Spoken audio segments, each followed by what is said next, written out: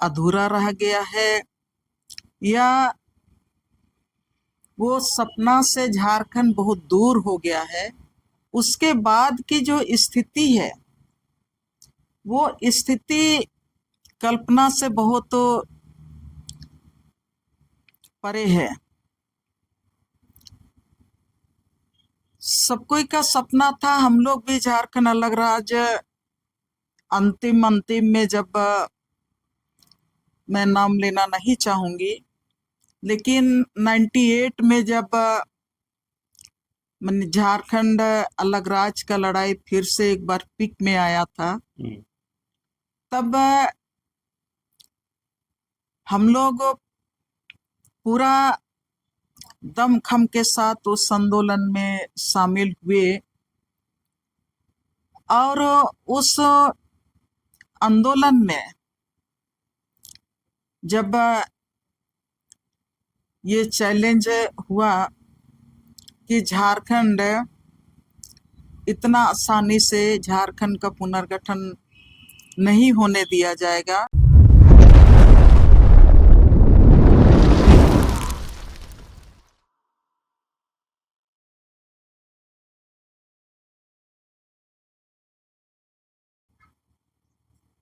नमस्कार, जोहार। आप देख रहे हैं झारखंड स्वतंत्र खबर। हमारे साथ सामाजिक कार्यकर्ता आर्यन रेड्डी दैनवारला है और हम लोग फिर बात करेंगे जिस तरह से कल बात किए थे कि झारखंड बनना 25 साल हुआ, उसी पर कहेंगे दूसरा एपिसोड आज हम लोग करेंगे कि झारखंड आदिवासियों के लिए बना तो सपना जो था कि आदिवासियों का कि झारखंड बनेगा तो मेरा स्थिति अच्छा रहेगा, बेहतर होगा, क्या सपना पूरा हुआ कि नहीं, तो हम बात करेंगे। और इसलिए बात करेंगे पूरा कहें कि अपना जीवन जल जंगल जमीन बचाने के लिए लगाए हैं। तो आज झारखंड बनना जब 25 साल हुआ तो आज का स्थिति जो है उस पर भी चर्चा करेंगे कि झारखंड में कितना विकास हुआ है। तो तमाम बात करते हैं धीरे से और जानते हैं कि झारखंड बनना 25 साल हुआ, आदिवासियों का सपना पूरा हुआ क्या अधूरा रह गया। मैं झारखंड स्वतंत्र खबर को धन्यवाद देना चाहती हूँ और आपके माध्यम से जो भी समाज के बीच में जो लोग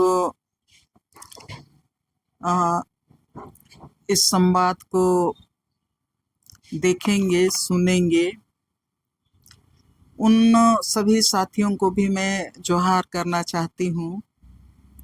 और उसके साथ ही मैं झारखंड के तमाम जो संघर्षशील हमारे जननायक थे, जिन्होंने झारखंड अलग राज्य के लिए संघर्ष करते हुए अपना जीवन कुर्बान किए, हम लोग उनकी शहादत को याद करते हैं और उनको विनम्र श्रद्धांजलि अर्पित करना चाहेंगे कि जैसे झारखंड को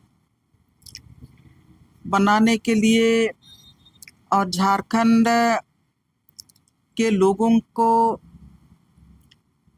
उनके जीवन को, उनके भाषा संस्कृति को, उनके अस्तित्व को, उनके जल जंगल जमीन को सुरक्षित रखने के लिए जो सपना उनका था, वो सपना जो झारखंड अलग राज्य बनने के 25 साल में क्या पूरा हुआ है, अधूरा रह गया है, या वो सपना से झारखंड बहुत दूर हो गया है, इस पर जो बात करने के लिए हम दोनों बैठे हैं। मैं कल ही आपके माध्यम से झारखंड का सपना क्या था और झारखंड अलग राज्य की लड़ाई क्यों लड़ी गई थी और झारखंड अलग राज्य को आदिवासी बहुल राज्य के नाम पर, आदिवासी राज के नाम पर, जहां अबुआ राज के नाम पर सब कोई जानते हैं और झारखंड अलग राज्य का निर्माण, पुनर्गठन कहेंगे, जिस तरह से बिरसा मुंडा के जन्म दिवस पर 15 नवंबर 2000 को किया गया, उसके बाद की जो स्थिति है वो स्थिति कल्पना से बहुत परे है। सब कोई का सपना था, हम लोग भी झारखंड अलग राज्य अंतिम में जब मैं नाम लेना नहीं चाहूंगी, लेकिन 98 में जब झारखंड अलग राज्य का लड़ाई फिर से एक बार पीक में आया था, तब हम लोग पूरा दमखम के साथ उस आंदोलन में शामिल हुए और उस आंदोलन में जब ये चैलेंज हुआ कि झारखंड इतना आसानी से झारखंड का पुनर्गठन नहीं होने दिया जाएगा, तब उसको चुनौती देते हुए 3 मोर्चा बना था यहाँ। एक आपका वाम दलों के साथ सामाजिक संगठन का, और एक झारखंड मुक्ति मोर्चा के साथ कुछ राजनीतिक पार्टियों का, जिसमें कांग्रेस वगैरह भी शामिल था। भारतीय जनता पार्टी तो सत्ता में उस समय थी 98 में। जब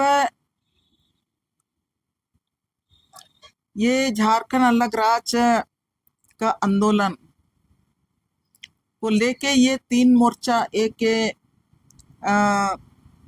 मोर्चा जिसमें कि वाम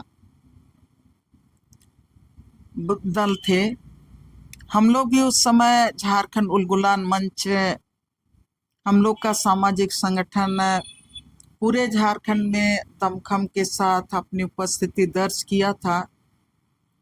तब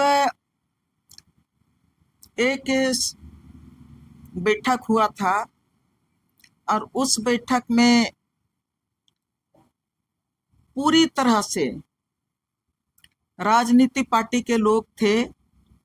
यहाँ उस समय क्या बिरसा विहार के नाम से यहाँ होटल था मेन रोड में, अभी भी है। बिरसा विहार में मीटिंग रखा गया था। तमाम राजनीतिक मतलब तीनों गठबंधन, 3 मोर्चा बने थे, तीनों मोर्चा के लोग वहां पर उपस्थित थे और रणनीति बनाने के लिए मौजूद थे। मुझको अच्छी तरह याद है कि उसमें महिला में से मैं अकेली थी। मेरे मन में बहुत सारे सवाल उठ रहे थे और मैंने ये सवाल भी उठाया था कि यह झारखंड अलग राज्य का लड़ाई सिर्फ पुरुषों का है या तो महिलाओं का। और ये सवाल उठाने के पीछे मेरा कई मकसद थे। एक तो था कि झारखंड में जिस तरह से झारखंड की महिलाओं के ऊपर में अत्याचार होता था, उनका शोषण होता था, और जिस तरह से झारखंड की बेटियों का अपहरण होता था, रेप होता था, डाइन के नाम पर उनकी हत्या होती थी, और किस तरह से विस्थापन का दंश महिला झेल रही थी।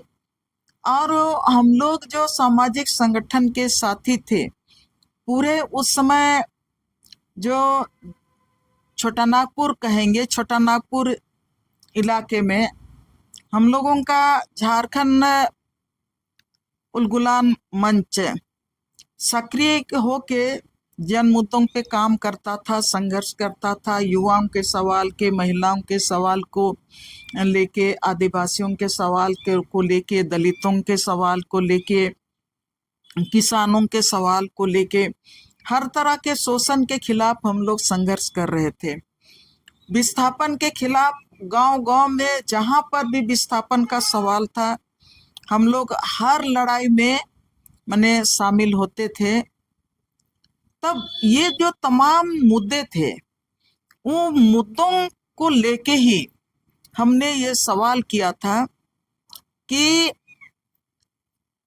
कल का जो झारखंड होगा, उस झारखंड में महिलाओं की क्या स्थिति होगी, जंगल जमीन का स्थिति क्या होगा, युवाओं का स्थिति क्या होगा, बच्चों का स्थिति क्या होगा, पलायन का क्या स्थिति होगा। इस पर ये सवाल मेरा सवाल उठाने के पीछे यही मकसद था। मैं फिर से श्रद्धांजलि देती हूँ स्वर्गीय झारखंड के भीष्म पितामह एनी होरो साहब को, और उनके साथ जितने भी और थे, अभी नहीं है इस दुनिया में, लाल विजय लाल विजय नाथ सहदेव, सारे लोगों ने मेरे सवाल को गंभीरता से लिया और उन लोग बोले कि देवमणि जो सवाल उठाई है वो गंभीर सवाल उठाई है। एनी होरो साहब ने भी इस बात को स्वीकारा, लाल रणनाथ विजय सहदेव ने भी इस बात को मैंने बोले, और भी लोगों ने इस बात को कहा कि देवमणि, बेटी देवमणि जो सवाल उठाई है बहुत गंभीर सवाल उठाई है। और उसके साथ ही वाम दलों का जो मोर्चा था, उसमें हम लोग झारखंड उलगुलान मंच होके हम लोग झारखंड अलग राज्य के लड़ाई में जो मोर्चा बना था उसमें हम लोग शामिल थे। मुझको अच्छी तरह याद है, सीपीएम कार्यालय में बैठक हुआ था। मैंने सवाल उठाया कि ये आदिवासी बहुल राज्य है और ये आदिवासी बहुल राज्य है और यहाँ पर जंगल जमीन बचाने का लड़ाई दशकों से यहाँ के आदिवासी लड़ाई लड़ रहे हैं। कोयल कारो परियोजना के खिलाफ आदिवासी लड़ाई लड़ रहे हैं और ये लड़ाई 256 गांव के जंगल को, जमीन को, नदी और पर्वत को बचाने का लड़ाई है। 256 गांव के 2-2.5 लाख लोगों को की जिंदगी उस समय, अभी तो आंकड़ों में लाखों करोड़ों में जाता, इनको बचाने की लड़ाई है। हमारे भाषा और संस्कृति को बचाने की लड़ाई है।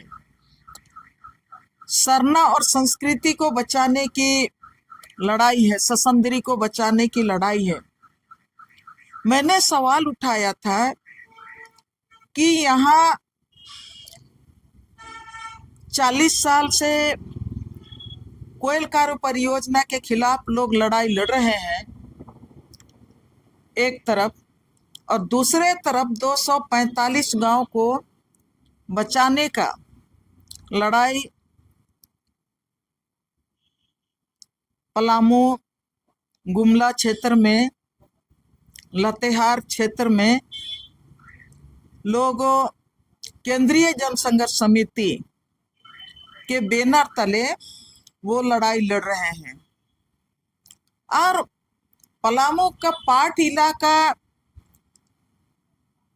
पूरी तरह से जंगल से ढका हुआ है, जहां पर 30 सालों से सेना अपना सैनिक अभ्यास करते आ रही है और वहां उसके खिलाफ में लोग लड़ाई लड़ रहे हैं। पर्यावरण को बचाने के लिए पूरी तरह से जितने भी 32 से जनजातियों के समूह हैं उनको बचाने के लिए, उनके भाषा संस्कृति और उनकी जिंदगी को बचाने की लड़ाई लड़ रहे हैं। मैंने सवाल उठाया कि झारखंड अलग राज्य का लड़ाई तो अब लड़ने के लिए सब कोई संगठित हो रहे हैं, लेकिन क्या झारखंड अलग राज्य बनेगा तो ये आदिवासी विहीन राज्य बनेगा जहां पर कोई आदिवासी नहीं रहेगा? क्या वो झारखंड बनेगा किसान विहीन झारखंड बनेगा जहां पर कोई खेती बाड़ी करने वाले किसान नहीं रहेंगे? क्या झारखंड अलग राज्य बनेगा तो वो आपका जंगल विहीन राज्य बनेगा? क्या झारखंड अलग राज्य बनेगा तो वहां पर कोई नदी और जंगल, झरने, झील और झरने नहीं होंगे? ऐसा झारखंड अलग राज्य की हम मांग कर रहे हैं। आखिर कौन सा राज्य हम लोगों को चाहिए? मैं ये सवाल इसलिए उठा रही हूँ कि मैंने सवाल किया लोगों से कि ठीक है, झारखंड अलग राज्य हम लोगों को चाहिए, लेकिन कोयल कारो परियोजना के खिलाफ जो जल जंगल जमीन बचाने की लड़ाई लोग लड़ रहे हैं, जो हमारा सरना ससंदरी, हमारा भाषा संस्कृति को बचाने की लड़ाई लड़ रहे हैं, हमारा जीविका बचाने की लड़ाई लड़ रहे हैं, और नेतरहाट फील्ड फायरिंग रेंज के खिलाफ में वो सिर्फ विस्थापन जीविका को बचाने की नहीं, लेकिन अपना जल जंगल जमीन भाषा संस्कृति, अपना जीविका को बचाने की लड़ाई लड़ रहे हैं, अपने इतिहास और पहचान को बचाने की लड़ाई लड़ रहे हैं। उस लड़ाई में मने बाकी लोग क्यों शिरकत नहीं करते हैं, क्यों सपोर्ट नहीं करते हैं? ये सवाल मैंने उठाया था। मैं धन्यवाद देती हूँ उस मोर्चा के साथियों को कि मेरा सवाल को गंभीरता से उन लोगों ने लिया। मुझको अच्छी तरह से याद है उस समय भुवनेश्वर प्रसाद मेहता जी भी वहां पर उपस्थित थे और वाम दल के साथी वहां पर उपस्थित थे, लेकिन पहला जवाब भुवनेश्वर प्रसाद मेहता जो एक सांसद है उन्होंने दिया था, बोला कि दमनी जो सवाल उठाई है उसको हम लोग स्वीकार करते हैं, वाम पार्टी के लोग, कि आज तक यहाँ पर आदिवासियों का जो जल जंगल जमीन का लड़ाई है उसमें हम लोग निश्चित रूप से हम लोग शामिल नहीं हुए हैं, हम लोग सहयोग नहीं किए हैं, लेकिन आज वचन देते हैं कि हम लोग आने वाले समय में जितना भी जल जंगल जमीन बचाने का लड़ाई होगा, हम लोग आदिवासियों के संघर्ष के साथ कदम से कदम मिला के हम लोग खड़ा रहेंगे। मुझको अच्छी तरह से याद है। उसके बाद ये बात हुआ, उसके बाद उसी बीच में फील्ड फायरिंग रेंज के क्षेत्र में नेतरहाट में फायरिंग को लेके फिर से सेना नोटिफिकेशन किया था कि अमुक तारीख को सेना इस इलाके में फायरिंग के लिए फिर आएगी। मैंने उस बात को भी वहां पर रखा था कि अगर हम लोगों को झारखंड चाहिए, यहाँ के आदिवासी चाहिए, यहाँ का जल जंगल जमीन का हमको लोगों को रक्षा करना है, तो फिर से सेना वहां पर जाने वाली है। उस समय कितने लोग आप लोग वहां पर मने सेना को रोकने के लिए जो केंद्रीय जनसंघर्ष समिति संघर्ष कर रहा है, वहां के पाट इलाके के मने आदिवासी लड़ रहे हैं। 245 गांव के आदिवासी मूलवासी और जितने भी आदिम जनजाति समुदाय है वो संघर्ष कर रहे हैं। उस संघर्ष में कितने लोग आप लोग शामिल होंगे, ये बड़ा सवाल है। मैं धन्यवाद देना चाहती हूँ कि लोग वहां पर गए और डेट को मैंने गलत बताई थी कि फलाना तारीख बोल के, क्षेत्र में लोग गए और केंद्रीय जनसंघर्ष समिति से बात किए और वहां से मुझको फोन किए। फोन करके वो लोग बोले कि हाँ हम लोग यहाँ आए हुए हैं और ये जो सैनिक फायरिंग के लिए आने वाली है वो ये नहीं, ये तारीख को आने वाली है।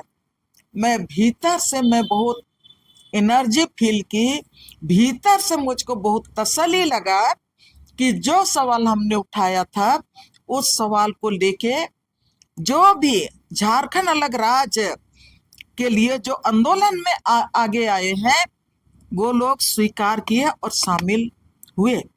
आपने सवाल किया कि झारखंड अलग राज्य बना, क्या सपना सपना साकार हुआ या अधूरा रहा?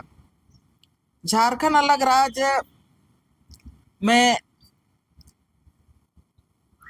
महिला होके हम लोग महिला संगठन भी चलाते थे। कई घटना मुझको याद है, यहाँ तक कि एक पुलिस की बेटी का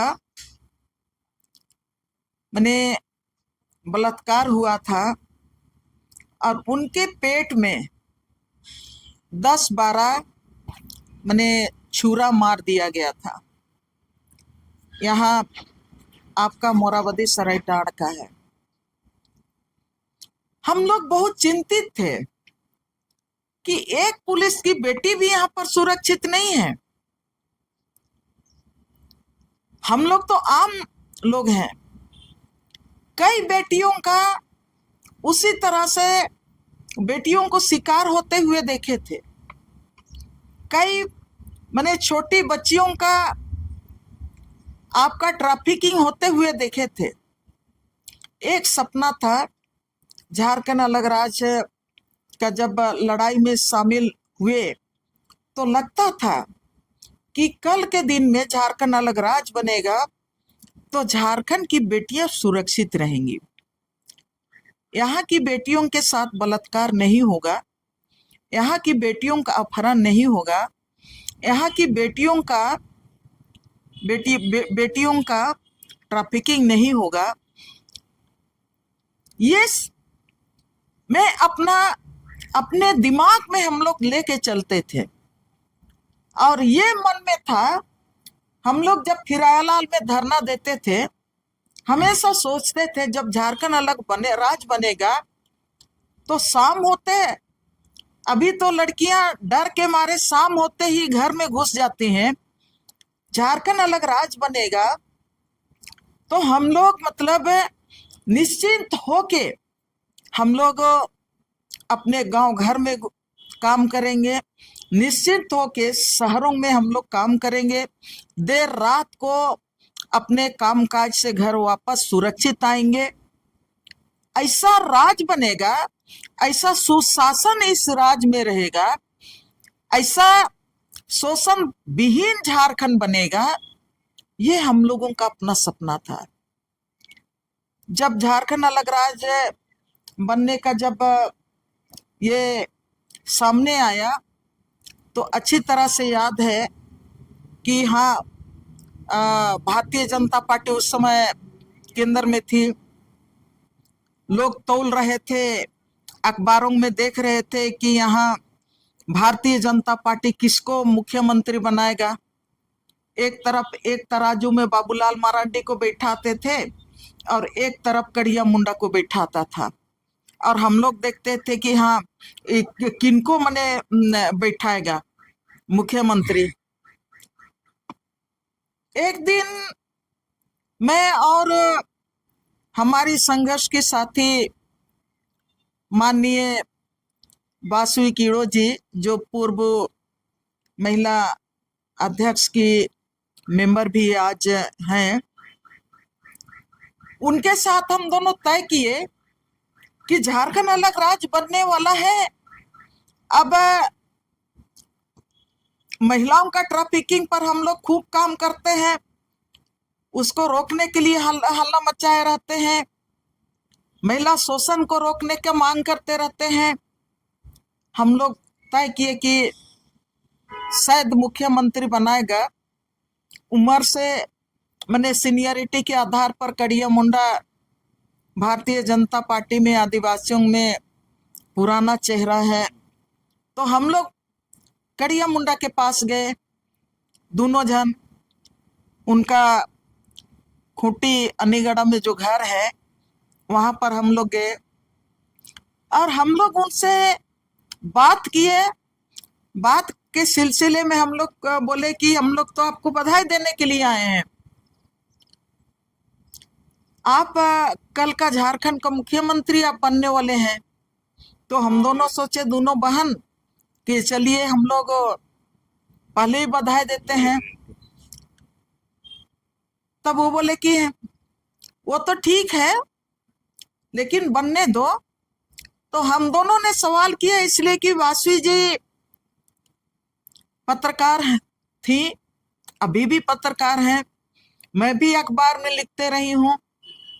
हम लोगों का किसी भी सवाल को गहराई से जानने का जो आदत है, लिखने के पहले सब कुछ को, एक एक चीज को खंगालने का जो आदत है, और जो सत्ताधारी है या तो जो जिम्मेवार व्यक्ति है प्रशासन में, उससे सवाल जवाब करने का शुरू से हम लोगों का जो आदत रहा है।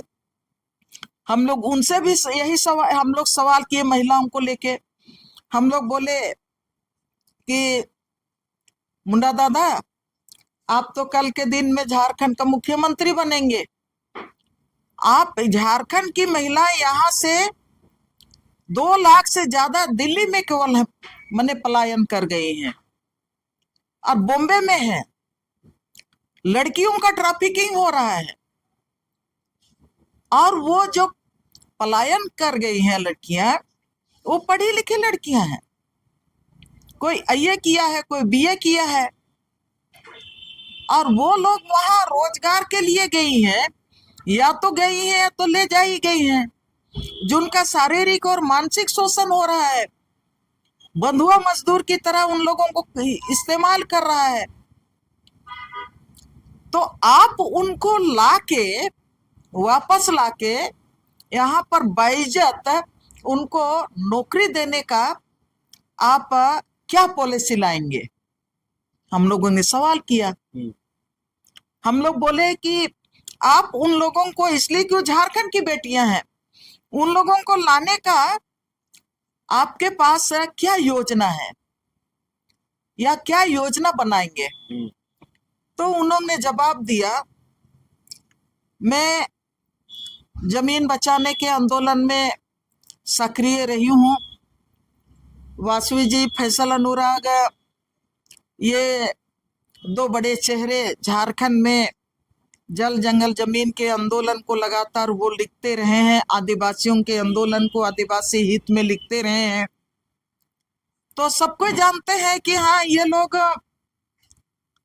विस्थापन के खिलाफ, ये लोग मैदान में भी लड़ते हैं, कलम से भी लड़ते हैं। तो माननीय खड़िया मुंडा जी ने हम लोगों को जवाब दिया, तुम लोग तो कोयलकारो परियोजना को बनने ही नहीं देते हो, तो फिर लड़कियों को कैसे यहाँ पर लाएंगे और नौकरी देंगे? ये सवाल हम लोगों को भीतर से, हम लोगों को बहुत कुछ समझने का एक मौका दिया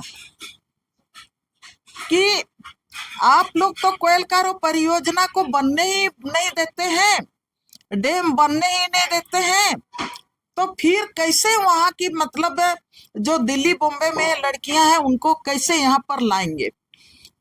ये जवाब हम लोगों के लिए कई सवालों को फिर से जन्म दिया दिमाग में कि कोयलकारो परियोजना बनेगा तो डैम बनेगा, और डैम बनेगा तो डैम में तो नौकरी नहीं होगा, उसमें तो सीमित नौकरी मिलता है, और किसी इंजीनियर को मिलता है, किसी ठेकेदार को मिलता है, ना कि कम पढ़ा लिखा आदमी को। उनको तो जब तक डैम नहीं बनता है, मट्टी खोदाई के लिए, ढुलाई के लिए मजदूरी वाला काम मिलेगा। सो भी अगर आप जेसीबी लेके आए और आप डंपर लेके आए, तो वो भी काम आपको नहीं मिलेगा। तब हम लोग सोचने लगे कि ये तो डैम में कहाँ इनको नौकरी मिलेगा, रोजगार मिलेगा। मतलब यहाँ पर जल जंगल जमीन विकास के नाम से उनको जबरन आदिवासियों के हाथ से लूटना जारी रखा जाएगा। जल जंगल जमीन आदिवासी विकास के नाम पर विकास और आदिवासियों को अगर एक एक इसमें तराजू में तौल के देखा जाए तो विकास के नाम पर आदिवासियों का कोई कीमत नहीं है। यहाँ की बेटी बहुओं को कोई कीमत नहीं है। जो वो समझ में आया उनके जवाब से, तभी से ये मन में आया कि नहीं, झारखंड अलग राज्य बनेगा तो जो हम लोग सोचते हैं शायद वो संभव नहीं होगा। उसके बाद भी लगातार झारखंड अलग राज्य बना। मुख्यमंत्री आपका माननीय कड़िया मुंडा को नहीं बनाया गया। बात कभी मुझको याद है, उस समय प्रभात खबर बड़ा अखबार हुआ करता था और रांची एक्सप्रेस। उस समय हिंदुस्तान, दैनिक जागरण, दैनिक भास्कर ये सब नहीं था। अखबार में फिर से तराजू वाला फोटो छपा कि भारतीय जनता पार्टी माने मुख्यमंत्री बनाने में उनका नजरिया क्या है। तो उस समय बाबूलाल मरांडी जो बैठा है ना, वो पलड़ा नीचे है, वो पलड़ा नीचे है, और कड़िया मुंडा को जो बैठाया गया है वो पलड़ा ऊपर में है। तो हम सब कोई माने ये विश्लेषण करने लगे कि यहाँ पर आरएसएस और बीजेपी के नजर में उनका एजेंडा को फुलफिल करने में आखिर कौन खरा उतरता है।